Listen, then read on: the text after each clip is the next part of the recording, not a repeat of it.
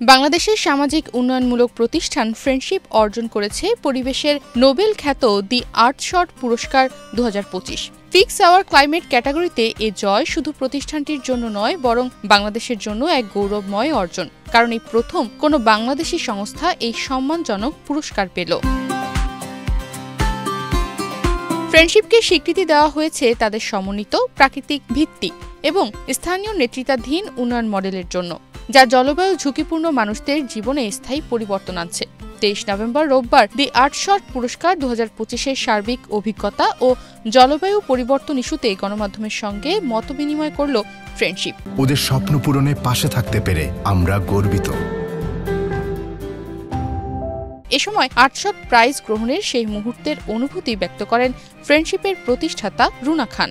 Winning the Earthshot Prize strengthened our voice and deepened our responsibilities.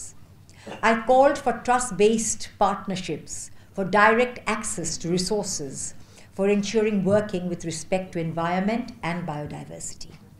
Being on the platforms with fighters like Paul Watson, I think all of you know, Brazil already unake jele nebar jonno the government had, but he was there with me. We were on the stage together. Elaine Brun, you cannot imagine what a journalist she is. I think many of you may have heard. She's one of the most strongest journalists in Brazil, who has a voice. And indigenous leaders, and we all called for action. Also, there were platforms for figuring out how funding could be leveraged, keeping environment, biodiversity, poverty, justice as an adaptation, as a platform on which adaptation is done. For example, this was one of the Luxembourg Pavilion ministers there. By 2030, what does Friendship want to do? Friendship envisions a future where climate vulnerable communities are no longer merely surviving, but leading lives which can hope for futures.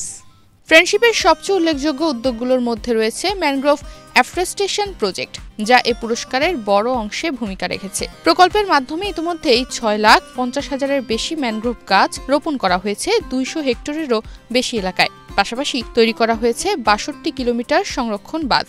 এসব mangrove বনায়ন এখন 1,25,000-এর বেশি মানুষের জীবন রক্ষা করছে ঘূর্ণিঝড় ও জলোচ্ছ্বাসের মতো দুর্যোগ থেকে। একই সঙ্গে প্রায় 3,000 পরিবার জীবিকা পাচ্ছে এসব কমিউনিটি ম্যানেজড ইকোসিস্টেম থেকে। উত্তরাঞ্চলের বন্যা এবং নদী ভাঙ্গন আমাদের চিরচেনা একটা দুর্বিষহ ব্যাপার। দুটো বিষয় আমি আপনাকে বলি। একটা বিষয় হচ্ছে যে প্রথমত হচ্ছে এই মানুষগুলো নিজেরাই সংগ্রাম করছে, আমরা পাশে দাঁড়াচ্ছি, এবং এই মানুষগুলোকে যে একটু আগে আমরা জানাতে পারতাম যে আগাম সতর্কবার্তা, সেটা হয়তো তাদেরকে অনেকখানি মানে তাদের মালামাল, তাদের জীবন, সমস্ত কিছু সম্পদ, এগুলোকে গরু বাছর গোছানোটা সম্ভব হতো। কিন্তু এখনকার আমাদের যে আগাম সতর্কবার্তার যে ধরন, সেই ধরনের বোঝা কঠিন কোন গ্রামে কখন পানি আসবে এবং কোন পানি কতখানি কাকে ভাসিয়ে নিয়ে যাবে।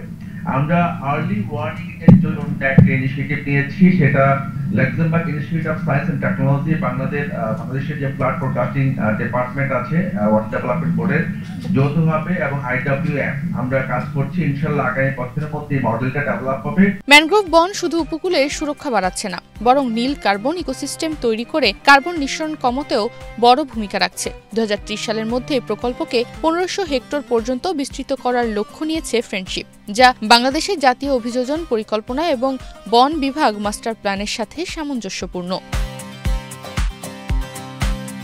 তনিমা রহমান, বাংলাদেশ প্রতিদিন।